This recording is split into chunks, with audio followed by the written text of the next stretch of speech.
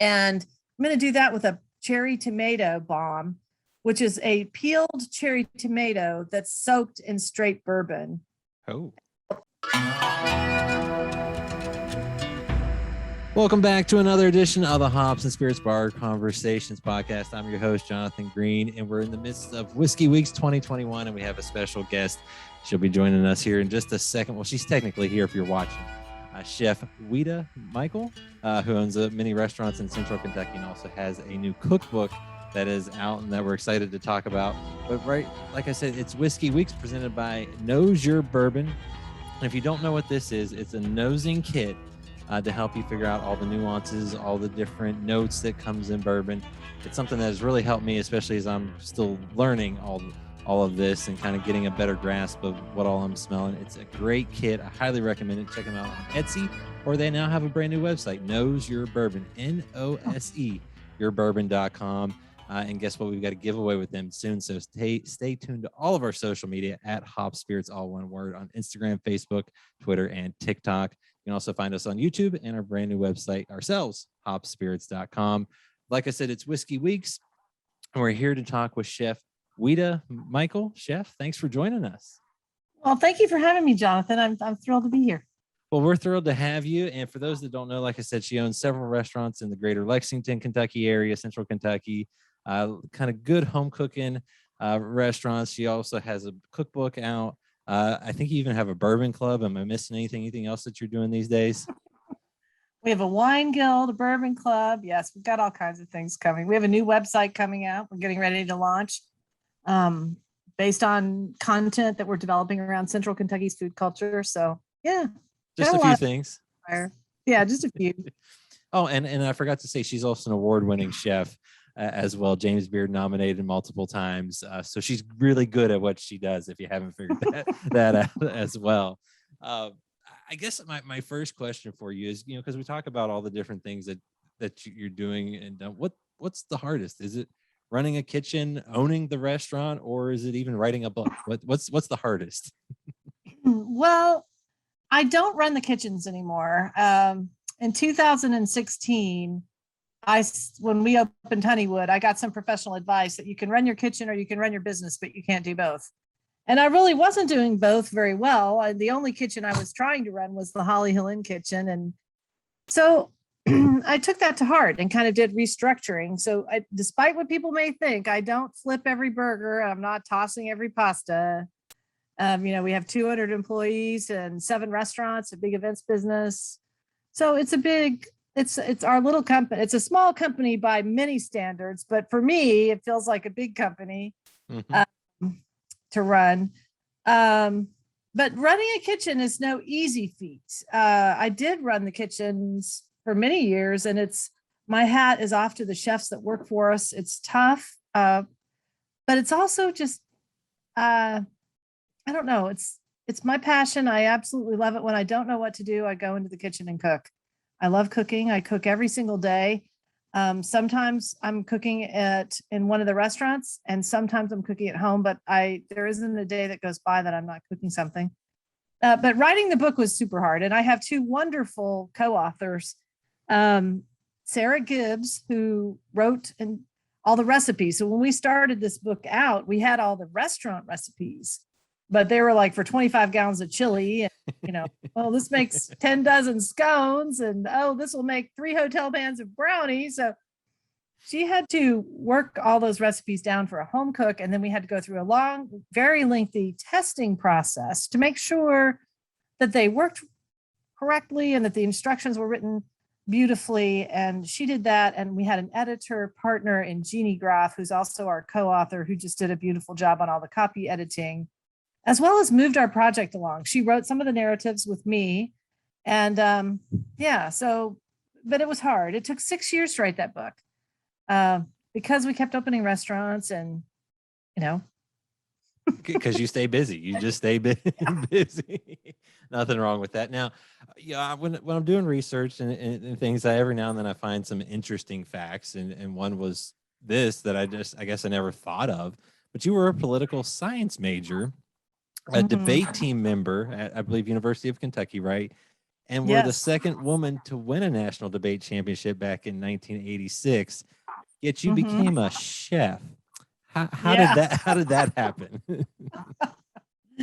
Well, first of all, let me just say the University of Kentucky debate team is the most successful debate team at a public institution in the country. And they just won the national debate tournament again 2 years ago, I believe.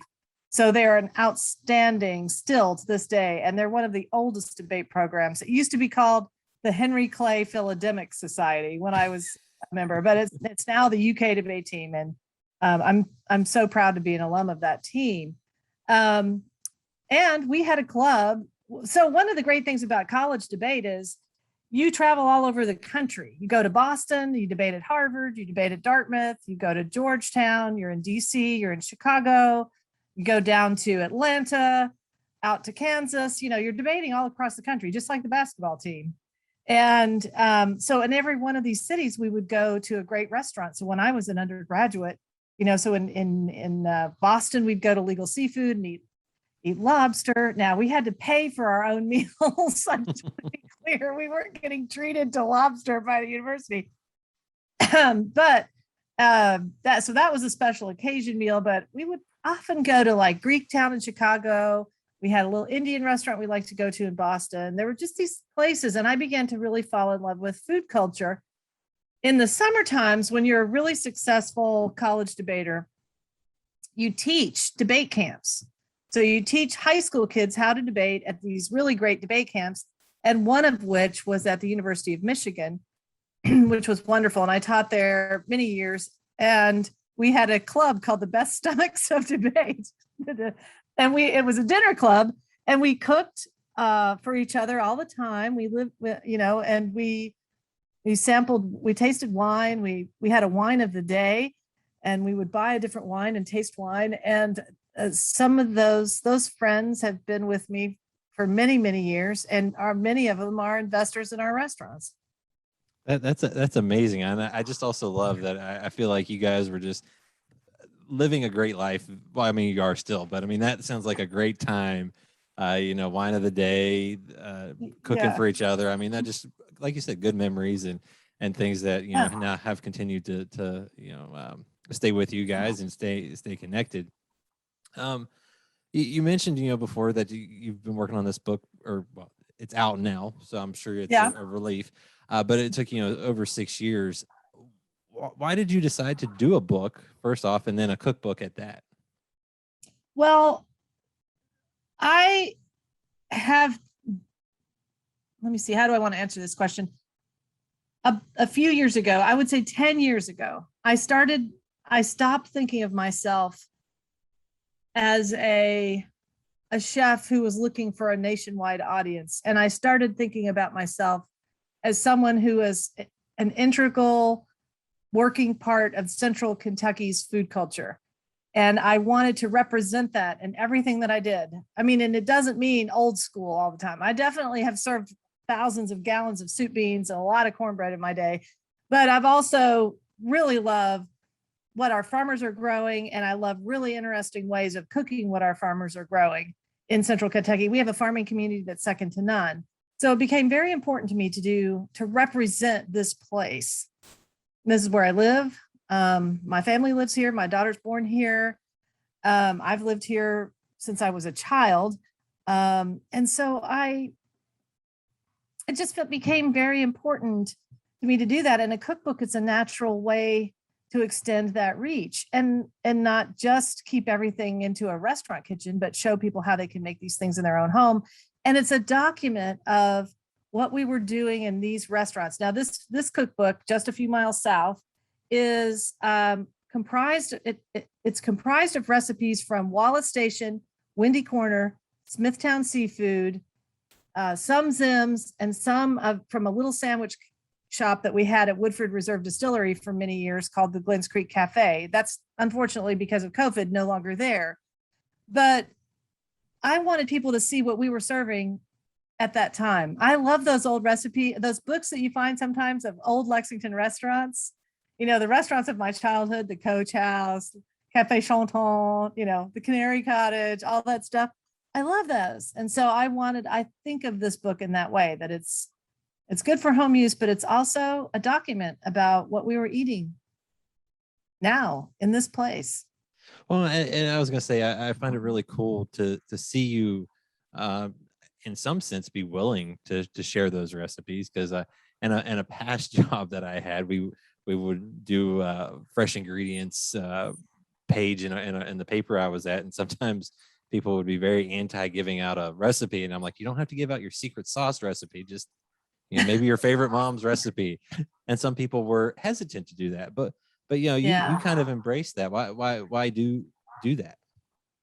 Well, I think it's part of what we give to people as chefs. It's a gift of, I think the other thing that I really want to see is I want people to cook at home. I'm not worried about the restaurants. The restaurants are not going to suffer because someone gets a recipe for our catfish poor boy and they see how to make the remoulade sauce. It's so great to be able to cook at home with your family. I think that's a lesson from 2020. As you saw so many people cooking, and we have all of our bread recipes. So like all of our Wallace Station, our Midway Bakery Midway Bakery wheat, all of those bread recipes, we make every sandwich on homemade bread. Yeah, why wouldn't I want people to be able to make that in their bread machine? It's not going to, it so far has not stopped anybody from coming. I mean, we've been too busy in many, many respects. So yeah, I don't understand the secrecy part of it. I can understand if you're Heinz ketchup or Coca-Cola. Yeah. Well, that's what I mean. The secret sauce recipe, I get. Yeah. Recipes cannot be trademarked. They can't be copywritten. They're once you release it, that's it. Anybody can use it.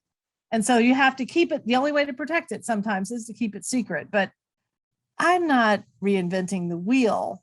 And teaching people and inspiring people is a big part of who I am. Well, and two, I think you hit the nail on the head there with it. It's really cool. For me, I've got a young daughter. During quarantine and the beginning of the pandemic, I started cooking more at home. Nowhere near outside of, if you give me the right amount of everything in the recipe, I might be able to pull it off. But outside of that, don't ask for a whole lot. But it's been fun. It's been fun to watch her and my wife, make bake cookies, things like that. Yeah. And two, I'm wondering, is that kind of what you also love to do, is just share your love of food with others? I mean, because that's a very communal happening. Right. I mean, I am at this point in my life, I've been a chef for 35 years, and my role in the community and in our business is changing because I've got a lot of young people working in this restaurant. They have their own visions of what they want to create, and it's fabulous. It's really delicious. So what I want to do is show people that we have a rich and deep food culture here. And I want to talk about it. And I want especially young kids like your daughter. She could come to the Midway Bakery and get a cookie, a corn cookie, or a chocolate chip cookie, or a ginger gem, or a sorghum crinkle. And then you could get that cookbook. And especially with kids, when my daughter was little, I would say, oh yeah, you can make breadsticks. They're not just in the cafeteria. It's not magic.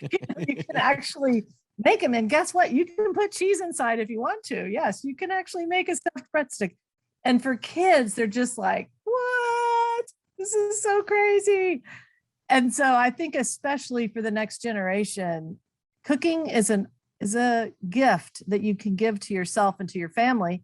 And it's a way to support yourself, not just professionally, if you happen to have a passion for professional cooking, but just at home. I mean, don't you want her to go off to college and know how to make an omelet or cook an egg or, have some ramen? Yeah. You don't want to have me where I'm trying to look at a cookbook recipe going how to make scrambled eggs. You don't want that. You don't want that in life. You're going to have to come over here. I'm going to have to give you cooking lessons. I can tell. See, I've gotten better. I don't need a recipe for everything. Okay, so no recipe for scrambled eggs. Not anymore, but back in college, I might have had it just so I didn't screw it up because I was that self-conscious. Okay. But you talk about it. You have 7 restaurants, 200 employees. Did you ever imagine one day that you would have all of this? No, I didn't start out to become this big of a group, honestly. But sometimes there are places that just make your heart sing, and you know that you need to be down there. Like our most recent restaurant is Zim's Cafe in the historic courthouse in the middle of downtown Lexington. And I wanted to be able, I find that the most iconic building in Lexington, Kentucky, and when you see a picture of Lexington, often it's of that courthouse when you're online, when you Google it. And I also wanted to fill that first floor of the courthouse with something that families could come and enjoy, because that building is in the center of our town.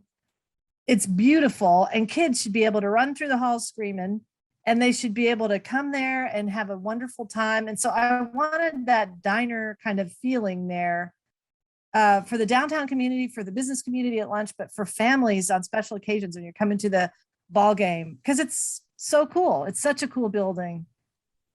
How could I say no to that? I mean, to be asked to submit a proposal, it just was overwhelming. So, and then Honeywood is the next baby that we have. And I find all of our locations extremely iconic. And, when Mr. Bayer of Bayer Properties comes to you and says, I'm building a $450 million development on Nicholasville Road, and it's mixed use, and it's this new way of thinking about developed property, and there'll be people living there, and there'll be people, all different kinds of businesses. And, I found that vision very, very inspiring, and I still do. My idea with Honeywood was that we would bring a more youthful approach to local cuisine and local agricultural products to Nicholasville Road. And I'm not knocking any businesses at all. Nicholasville Road has got some great restaurants on it. But most of the restaurants on Nicholasville Road are not using local agriculture. Now, Bella Notte is. I mean, I love that place. So I'm not including everybody, don't get me wrong, but I'm saying in our concept there at Honeywood is to show the high and the low of Kentucky, the super casual and also really interesting dishes that you can make with locally grown food. And you can serve it on Nicholasville Road at the most developed corner in Lexington. Well, and I was going to say, you kind of run the gamut too, in terms of the types of restaurants you have. You have Zim's Cafe in the courthouse, Thirsty Fox there, the Bourbon Bar. Yeah. You got Honeywood, you got Holly Hill Inn, which is, I'd say, a very upscale, historic venue. That's our flagship. That's our first restaurant. And so, yes, it's a prefix dining in a 150-year-old home. And then you got Wallace Station, not that far away. That's the complete opposite. How do you balance the wide range of styles and, I don't want to say clientele, because truthfully everyone could go to all of them, but it's different date nights for sure. It's the casual date night at Wallace Station, the anniversary date night maybe at Holly Hill Inn. How do you balance a wide variety? I mean, you've got Smithtown and a brewery at West 6. How do you balance Smithtown all that? Just kills it. I love that restaurant. Of course, I love fried fish. Who doesn't want fried fish with their beer? I mean, I love fried fish. I don't always balance it that well. I mean, I'm a chef who got involved in business, and my business has grown. I have an excellent staff of outstanding people. I have a fantastic chief operating officer who has taught me, named Doug Mullins, who has taught me an incredible amount about business. And I have a director of operations in Leslie McPherson. And, they go all the time. They're at the different locations all the time. Each location has its own management team. So each location has a general manager. They have a chef. Sometimes they have a chef and a sous chef. And so it's a lot. It's a hell of a lot. Look, I mean, right now it's too much is too much is all I can say. Well, I was going to, we talked a little bit before I hit the record button. What's it like trying to run all this right now with the craziness of the world? Because I know, I live in Lexington and been here, several years now. And, I reading the other day, you're kind of closing down Midway Bakery temporarily so you can have staff come over to Wallace Station to help it out. I mean, how's that balancing act of trying to keep things open, but also not run your staff into the ground and also still make good food? Because, people are still people, unfortunately, sometimes. Yeah. That's right. I mean, don't you feel like everybody's really stressed out right now in our community? Well, yeah, worldwide, just a little bit, just a little bit. Just a little bit. We've been through it, man. We've been fighting one another since 2016, and the global pandemic came and it made it all really crazy. Um, so I think my approach is I am a patient person, and I wake up in the morning and I try to just say, today I'm going to stay calm and patient through the whole day. And I really, really, really try to support my teams as much as I humanly can, like with a good word, with a pat on the back. I'm not giving a lot of negative feedback right now. I'll tell you that. We're not striving at this moment. We're not trying to drive business. We're just trying to keep everything in a happy pattern. So that's my overall philosophy. With regard to Wallace, when the kids went back to school, when the high school kids went back to school, we lost 14 employees in 1 week, and we haven't been able to get anybody back in there. And their management team had to go into production. So they were like making the sandwiches, the manager. And when the manager's doing that, they're not managing. Mm-hmm. And the skills can kind of fall off the bus a little bit. So we needed to we could not figure out how to get them the support they needed. We're trying to hire like crazy and be in there running food. We've improved the facility a lot, but there's more to do. And we have a fantastic manager in Sandy Allison at Midway Bakery. And so we thought, well, as a temporary measure, the bakery's still functioning, like it's functioning as a production facility. So it is baking everything. But we did have a beautiful counter there, and we kind of closed that down, and we took all the employees that were working that counter at the bakery and sent them with Sandy. Sandy will manage both, and the Midway Bakery counter people will help with the labor shortage at Wallace Station. And then hopefully we'll stabilize and be able to get the counter back open at the bakery. Wallace has been extremely busy. I can't, because it's a picnic concept, so you're eating outside. It's just been so understaffed and so busy for the last year and a half that we haven't been able to catch up, and our staff is really, really burning out. And so we're going to close next week for just like 6-day period. We're putting in new furniture. Inside, we're adding new HVAC. There were a lot of things that we've been working on, but because of supply chain delays, it takes months to get this parts in, so you can it took months to get the furniture in, so you just have to be patient. I'm trying to be as patient as I can. And my customers are stressed. Some of them don't want to wear masks. Everybody has different political beliefs and beliefs about their health. And we're just trying to say all are welcome here, and try to be happy when you are here. I was gonna say, whether you're working or buying. I was gonna say that almost leads me perfectly into my next question. It's, what role does food play in everyday life? Because I feel like for you all, you want to be a neighbor, your neighborhood feel to everywhere, but also be a good neighbor. That's kind of, so you have that warm, almost I call it like that Cheers-esque feel is kind of what you're shooting for. So I guess why that feeling? And I'm guessing that helps with things in this crazy world we're in right now. Yeah. Well, one reason we have so many different concepts is because each place that we're in, when you're out at Windy Corner, that's a specific neighborhood. That used to be called Muir, Kentucky. It's on Muir Station and Bryan Station. And we built that specifically to build a community out there. So we want the people who work there to, identify with the location, and we want them to identify with the food. Same at Wallace, same at Smithtown, a very different community down there. We really want to hire our neighbors and reflect back the food that's appropriate for them. And there's nothing more important than the true meaning of hospitality is to welcome a stranger. And it's not about being an industry or a business. It's a philosophy. It's a way of life. And for me, it's a spiritual calling. I think about it in a spiritual way.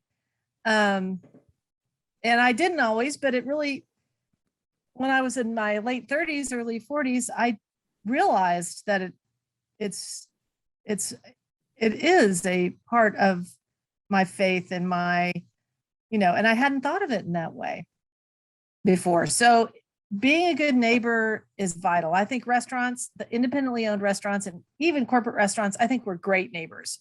We give to our communities over and over and over. I say to people all the time, we're the handshake of our community. And not just me, we have a fantastic independent restaurant group in Lexington. I mean, I feel like we have second to none restaurant community.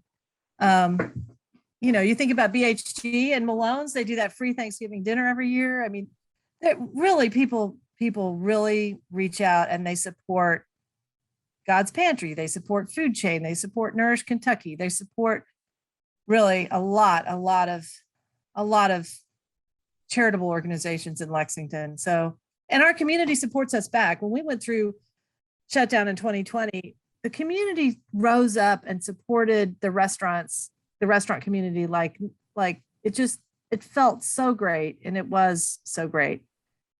And it still is. There are people who are really stressed when they come into the restaurant. And so sometimes they act out a little bit, but they're not trying to cause trouble. They're just stressed out. Well, and that kind of maybe also leads me to my next thing. Sometimes everyone might just need a drink if they can, to calm some nerves. We're the Hops and Spirits podcast, or part of the Hops and Spirits family. Beer and bourbon play a role in your restaurants. You've got Smithtown, which is located at West 6 Brewing. I'm enjoying an Oktoberfest as we chat now. You've got the Thirsty Fox with Zims at the courthouse. That has bourbon collections, things like that. And I'm going to talk too about your bourbon club here in a second as well, and wine guilds. I mean, how kind of does all that play with food? The nice pairing of a good beer, a good wine, a good bourbon. Right. Well, I mean, I believe in connoisseurship when it comes to alcohol. So you want to be thoughtful and mindful about what you're drinking and think about the flavor and what it's like on the palate.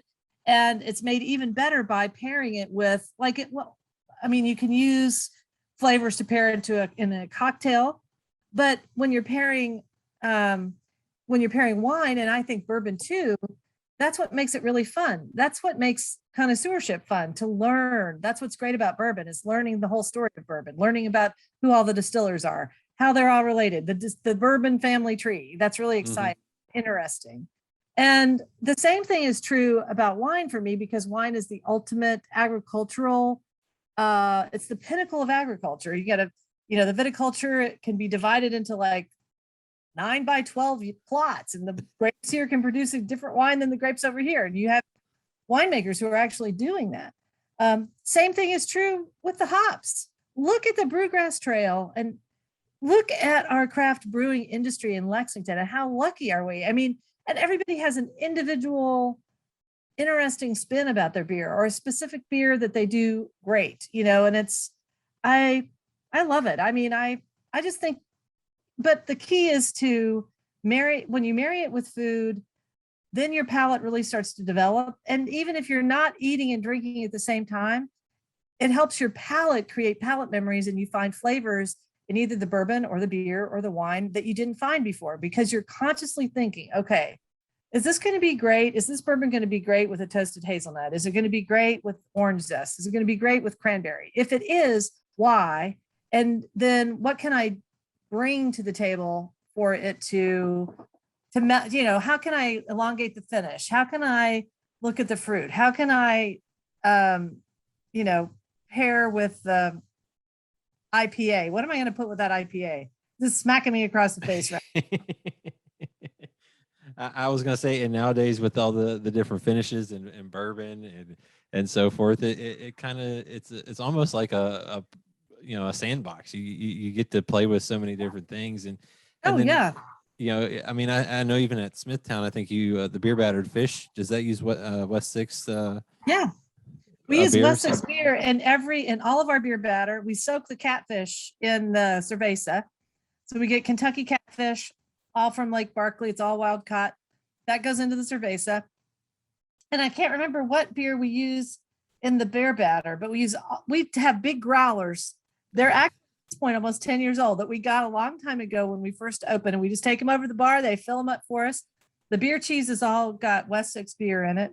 So yes, we use West because we're a part of the brewery, we want people to see how related we are. That is one of my favorite places on earth. I really love it.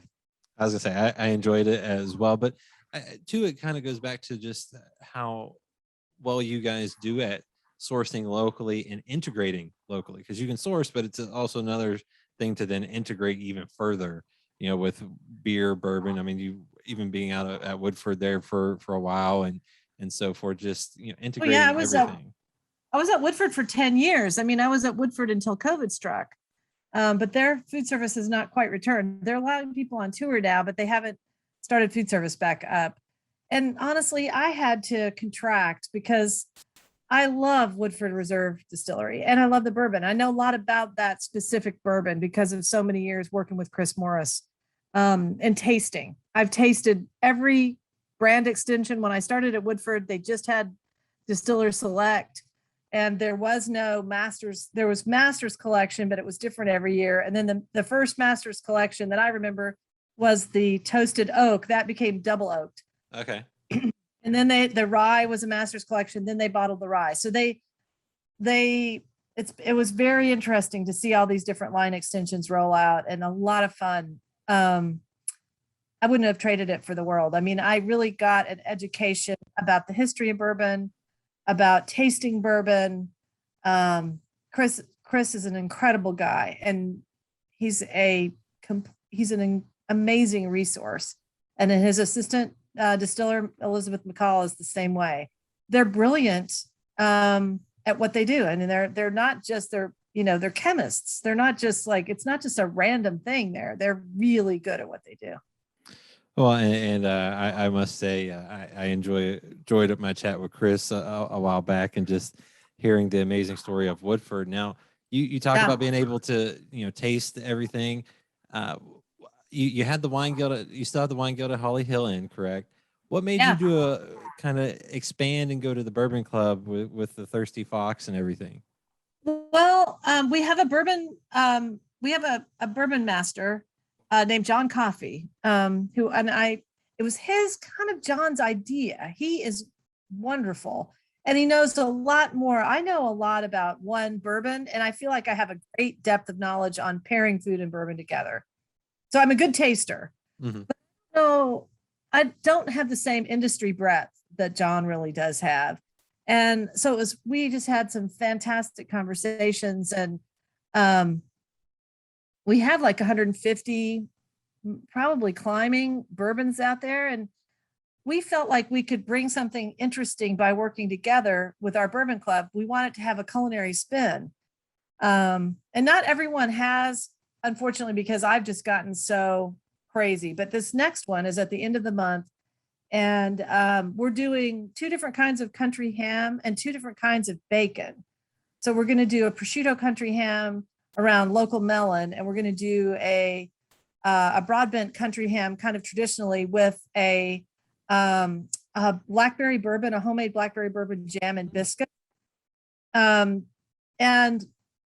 so I think that's going to be really fun. And then we're going to do a couple of different kinds of bacon. We're going to do a slab bacon from Stonecross Farms. It's a local producer. And I'm going to do that with a cherry tomato bomb, which is a peeled cherry tomato that's soaked in straight bourbon. Oh. Pepper that bacon, that slab bacon. Well, it'll be like a peppered bacon with a little tiny bit of sweetness to it. But when you have that cherry tomato, I mean, people may not realize how great tomatoes go with bourbon. They're wonderful. And that's one of my favorite accompaniments to a steak too. And we used to do that at Woodford all the time. And then we'll do a slow caramelized bacon. And we might serve that with a fresh apple salad. It's gonna be good. I'm excited about it. I was gonna say that's got me going. That sounds delicious. I also where I follow you on social media, I saw you got to go on, I believe, your first barrel pick. Yes. What was that like? Well, because it was COVID, we didn't get to go to the distillery. We did an Old Forester single barrel. And I love Old Forester. I'm a Woodford ambassador. I'm a Woodford person, Woodford girl. But when I was growing up, Old Forester was the bourbon in our house. It was like, to me, it's always been like the real Kentucky bourbon. I know that I love a lot of different bourbons, but in our house, Old Forester was like the bourbon that everybody, and so I felt like I've always gravitated to it, and I've always loved, I love the way they've redone the distillery and brought it to downtown Louisville. And I did a dinner there for Gilda's Club. And so I enjoyed that. It just kind of created this interest in me. And I will do a barrel pick with Woodford. I want that barrel pick. I want to be able to be at the distillery with Chris and Elizabeth when I do it, because I want to look at a whole bunch of different things that are very interesting and different about it. But we had a great time. They sent us, we did it in the Thirsty Fox. So we had a blind tasting. It was my husband and myself, John, our bourbon master, our Doug Mullins, our chief operating officer, Leslie, and Tyler, and then the Republic rep. But we didn't have anybody from the distillery there. So in a way that was great, because we didn't have anyone to guide us. Just had to, and it was a completely blind tasting. We had to really think through each sample. And when you do a barrel pick at Woodford, you're doing a blended barrel, like you're picking what you're going to put in the barrel and how much of each you're creating a small batch. And so it was an interesting and different experience just to taste one. Plus, it's very, very high proof. So I had to cut it all so that I could actually taste it. But I was happy with it. I think it's really good. Well, I was gonna say, I think too nowadays it's very interesting to see how, bourbon has come a long way, and I've learned so much more doing this podcast. I mean, I knew a decent bit beforehand from my previous job, but doing this podcast, and two, I find it very interesting now that there's restaurants that are getting more into doing their own picks and so forth. So you guys have something that is unique to you that someone's not going to get anywhere else. Yeah, I feel that way. I feel like I did a lot of research, an incredible amount of research actually around all my work with Woodford Reserve. Over 10 years, I probably wrote, 300 or 400 menus, all centered around bourbon, pairing every item with bourbon with Woodford specifically. And to create that kind of like library of information in your head, I wanted to branch out and taste other bourbons and pair with other bourbons. And I honestly I do think I have a good palate. I'm not trying to be arrogant about it, but I think that after all that practice, I was gonna say practice makes perfect. I mean, that's the only way you learn. Yeah. That I felt good about that barrel pick, because I didn't tell anybody what my number one barrel was, because I don't want anyone to agree with me. Mm-hmm. I want to hear what everybody else has to say. And then, everyone came around, and that was and I picked it on the first tasting through. So I have a friend who's a super critic, like really tough critic when it comes to bourbon. And he's done a ton of barrel picks, probably hundreds. And so I gave him a bottle of that, and he hasn't yet had it. He's like, and I'm like, he just picked an Old Forester barrel himself, so he's probably waiting to get his bottle, and then he's gonna tasting do a little blind I'm battle. Like, I know. I'm like, don't you dare post anything about this. Just tell me if it sucks. Just call me up and tell me. I don't want anyone to know. But here's the beauty. Drink it how you like it, and some people like different varieties, and that's right. It is what it is. You could just say we have different taste buds, and no, right. Nothing wrong with that. But we want to do another one as soon as we can. I think we'll do some. We have Bluegrass Tavern, BG Tavern, across the Tandy Pavilion from Zim's. So they're neighbors, and we share some employees. And so Sean over there has asked if we would like to do a barrel pick together, which I think would be really fun, And then we've got the guys that own Al's and Wine and Market, Seth Brewer. He's asked if we would like to do one together. And I just think it's fun. It's part of our food culture. It's part of our like our community. I was gonna Yeah, say it goes back to bourbon that club. neighborhood, that being a good Yeah, neighbor. I mean, you, exactly. you got to be a good neighbor if people are asking you to join in on things. I don't think they do that for bad neighbors. So There's so many great bourbon clubs in Lexington. I think we ought to have a big convivium where everybody comes together, all the bourbon clubs get together. When COVID's over, we'll all get together, we'll all drink our favorite pours, and I don't know, it'd be fun. I was gonna say it'd be a great night, great day, for sure. Yeah. We talked a lot about bourbon here now. We talked food earlier. With the food and kind of just your career, you've been James Beard Foundation Award nominee, nominations for Outstanding Restaurant Tour, Best Chef Southeast, numerous other awards. What is that like? Because I've talked to folks, that have created beers that have been gold medal winners, things like that, and Yeah. I mean, they don't do it for that, but that's got to be a nice confirmation of that what you're doing is something that is right. It is really nice, but I will say this, that it's a huge honor. But being nominated like that is something that really the credit goes to my team. It's like I'm the spokesperson for a group of people who are all super passionate about what they do. And I have really, I so it's a credit to them to be nominated like that. And I hope we're nominated again, because we're changing the name of our group from Ouita Michel Family of Restaurants to the Holly Hill and Restaurant Group, Holly Hill Restaurant Group, or Holly Hill and Company, because I feel like it more accurately reflects our entire team. And I'm very proud of them, and I'm really proud of the work that we do. And it's just, yeah, it's an honor to be recognized nationally for that. Again, I feel like we have a food culture here that's incredible, with the Bourbon Trail and with our heritage, with our agricultural traditions. We're second to none. I mean, we don't have to, we really have a lot on the ball in Kentucky. I was gonna say I really think that hit home for me when I believe it was Top Chef that came to Kentucky a year or two ago, and got to showcase what Kentucky has between the so-called triangle, Louisville, Lexington, Northern Kentucky, but also just all over the state with some amazing restaurants and some amazing chefs.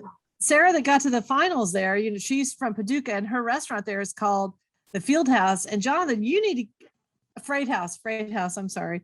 You need to get her on the show. So she has one of the largest bourbon collections north of whatever, or south of, I can't remember what the geographical constraint is, but she has a huge bourbon collection. And it's probably the largest in Kentucky, or one of the very largest. And she's phenomenal. Yes, you need to get her. Sarah Brown. I will put that down. Yes, that'll be in my notes for later on, because I'm always looking for fun chats.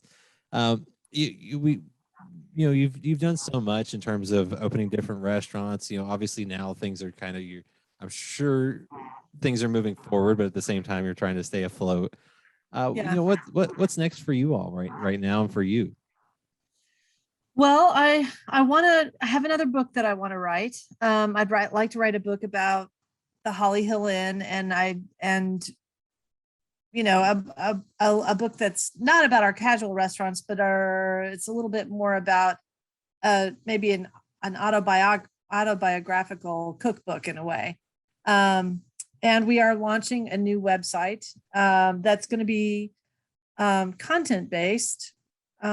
So we have all of our restaurant websites, but this website's going to have videos and recipes, articles that you can read about Kentucky's food culture all through. And I'm really excited about that. That's my passion project. It'll have an e-commerce aspect of it, so that if, like, for example, we're working on an apple butter right now that we're using all 100% apples from Reed Valley Orchard, which is this amazing orchard outside Paris and Cynthiana, and kind of in between them. And Joyce and Charlie Penson from Whitesburg, Kentucky, are going to produce the apple butter and put it in the jars for us.